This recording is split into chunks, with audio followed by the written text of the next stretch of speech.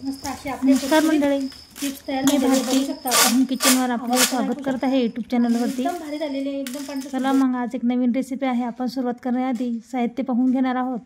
ते साहित्य म्हणजे रताळूची चिप्स आहेत, आषाढी एक स्पेशल. पण हा उशिरा व्हिडिओ येते असल्यामुळे जरा माफी असावी. चला मग रेसिपीला सुरुवात करूया.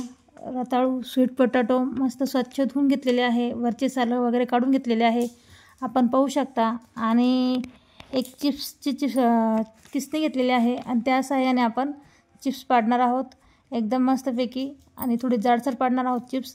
खूप भारी होतात हे चिप्स. आपण मुलांना आवडीने खातात किंवा आपण पण आवडीने खातो. आणि एकदम सोप्या पद्धतीने बनवलेले आहे. आपण झटपट 10 मिनटात तयार करू शकतो.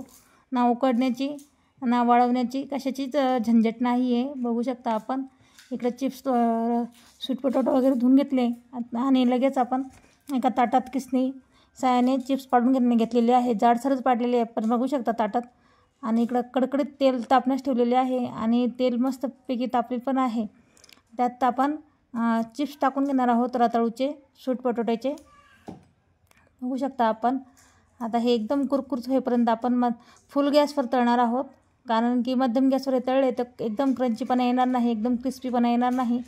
त्यासाठी कडकडीत तेल पाहिजे आणि आपण हळूवारपणे सावकाशपणे तेलाची काळजी घेत आपण चिप्स तळणार.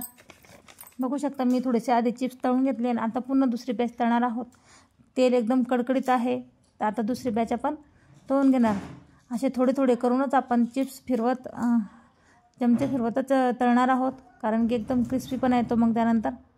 बघू शकता आपण मी भरपूर सारे असे चिप्स तळून घेतले आणि किती क्रिस्पी आवाज येत आहे आपण पाहू शकता.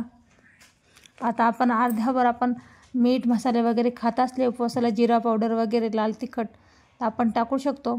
आता आम्ही उपवासाला शक्यतो खात नाही मसाले वगैरे जिरे वगैरे, तर आम्ही फक्त पिठी साखर आणि मीठ टाकणारे थोडेसे. एका भागाला मीठ थोडेसे लावणारे आणि एका भागाला थोडेसे गोड ठेवणारे, मुलांना आवडतात म्हणून. थोडीशी पिठी साखर टाकून घेतलेली एका भागावर मी 2 चिमूटभर आणि एका भागावर 2 चिमूटभर मीठ टाकून घेतलेले. बघू शकता खूप सोपी रेसिपी आहे, फक्त तळण्याचीच मेहनत आहे.